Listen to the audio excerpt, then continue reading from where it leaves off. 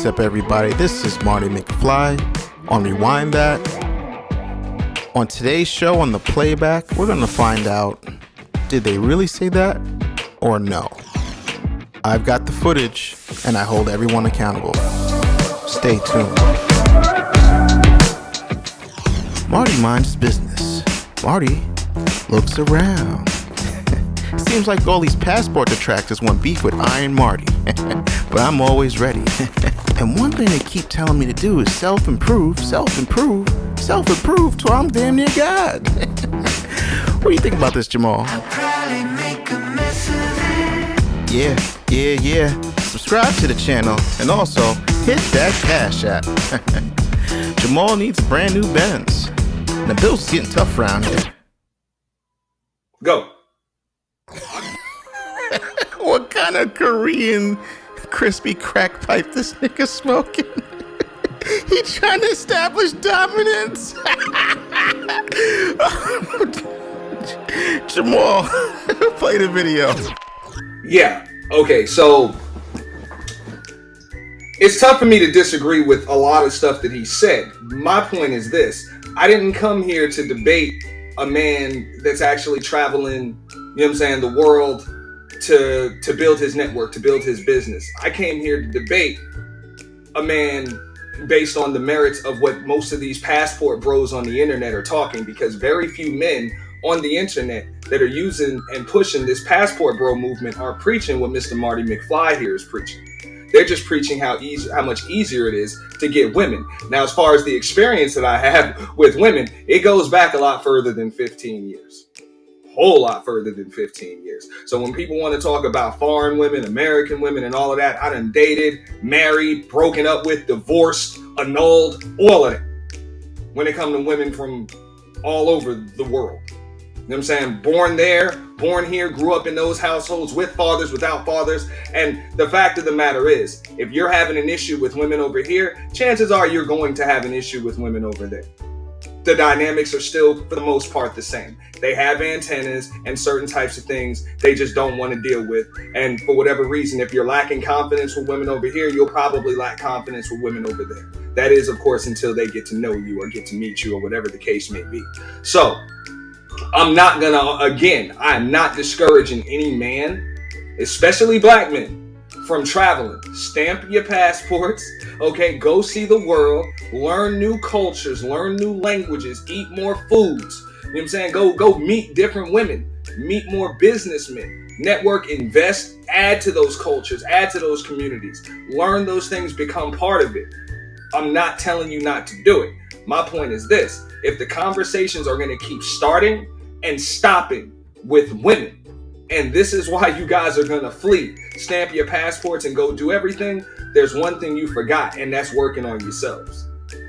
So that's what I came here to debate. So if you want me to debate you regarding the merits of just going overseas and building business and becoming the best person that you can be and just making it so that you're on that whole most interesting man in the world thing, yo, you got my support on that.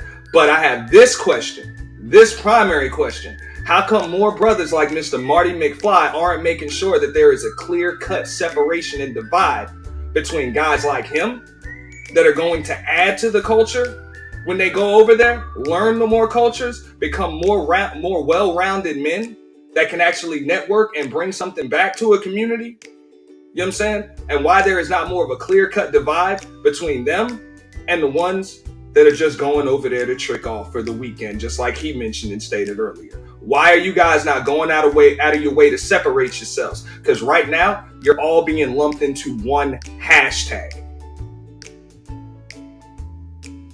Go. Jamal, this guy doesn't get it. I'm not locked in here with you. You're locked in here with me. Play the video, Jamal.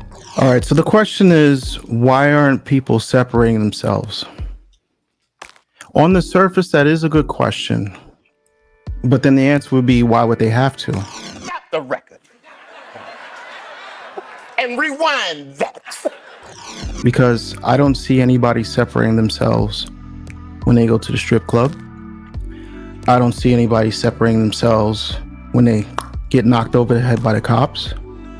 I don't see anybody separating themselves when certain women are dating guys who get them pregnant and they say all men ain't shit.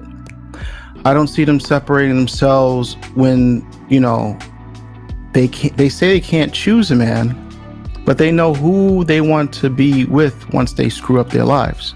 But before that, they didn't separate themselves. They think all men wear their pants down to their groin and shoot guns all night and drink 40s, right? So it's like, this is what I don't understand. It's like we get very morale when we want to. If that's the case, you should be at the strip club every night with a picket fence saying, don't shake your booty over here. Hell no, we won't go. And I know you ain't doing that.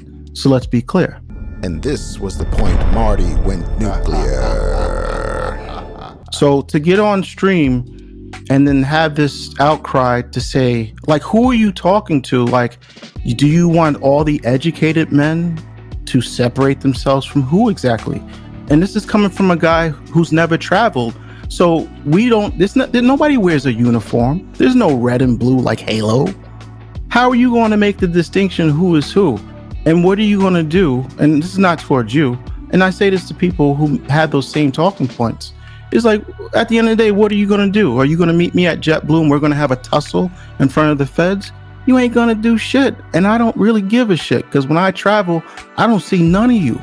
Because most of the time, y'all don't even stay at the places I stay at. Stop the record. And rewind that.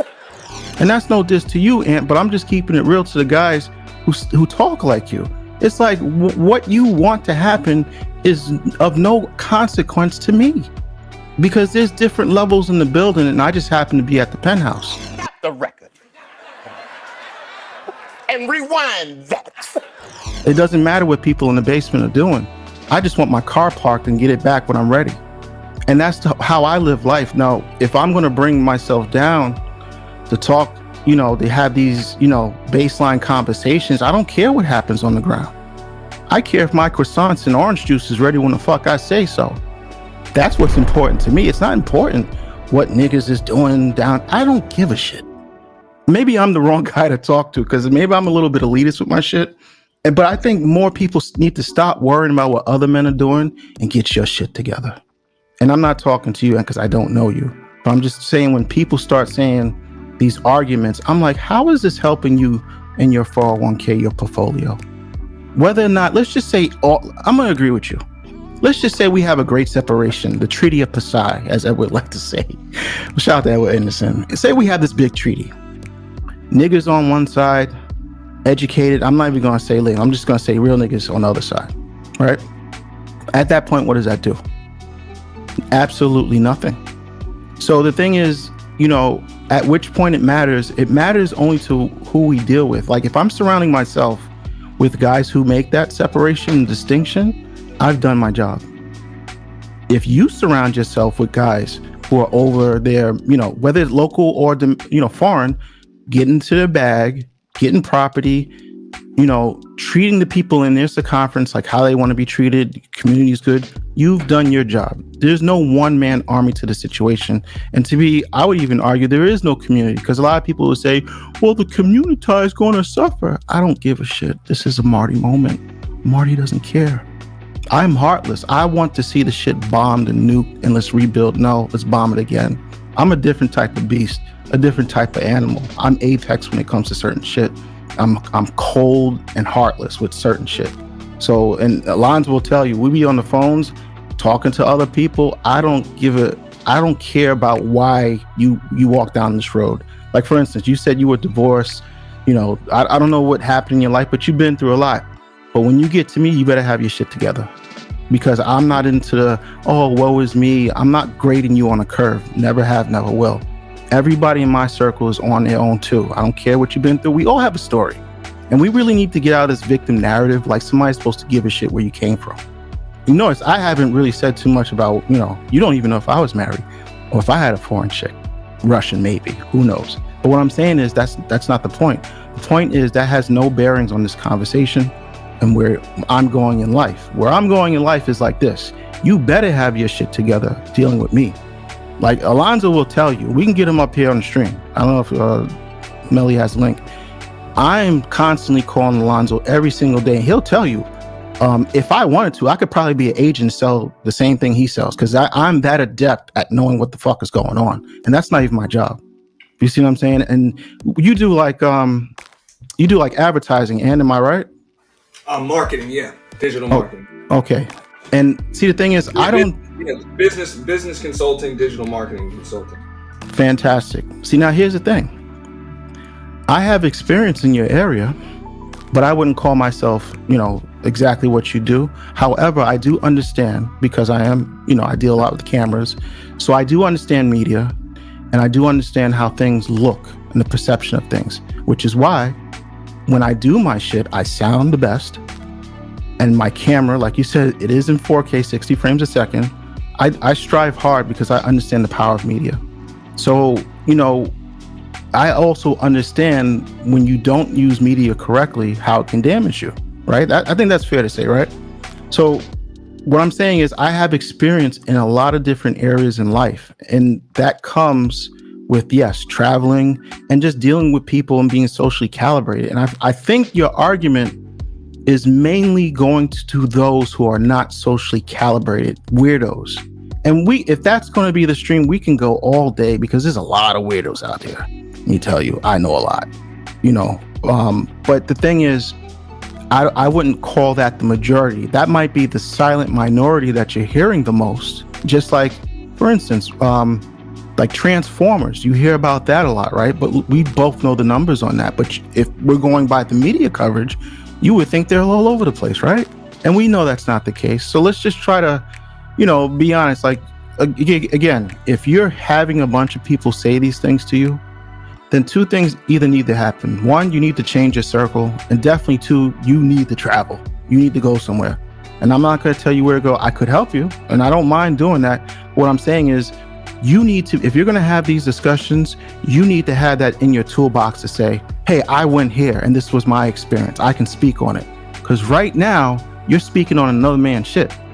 And that's not what men do. If I'm going to talk about another man's anything, job, I'm going to have experience in it. And more importantly, I'm going to show you. That's why when I cut on my camera, my shit be looking crispy. That's why I understand lighting. I understand all that shit. I understand marketing. I understand insurance. I understand investment. I understand women. I understand how to put this shit together by myself. And I can prove my shit. It's not just here. I'm not here blowing smoke up your ass. I can actually prove the shit.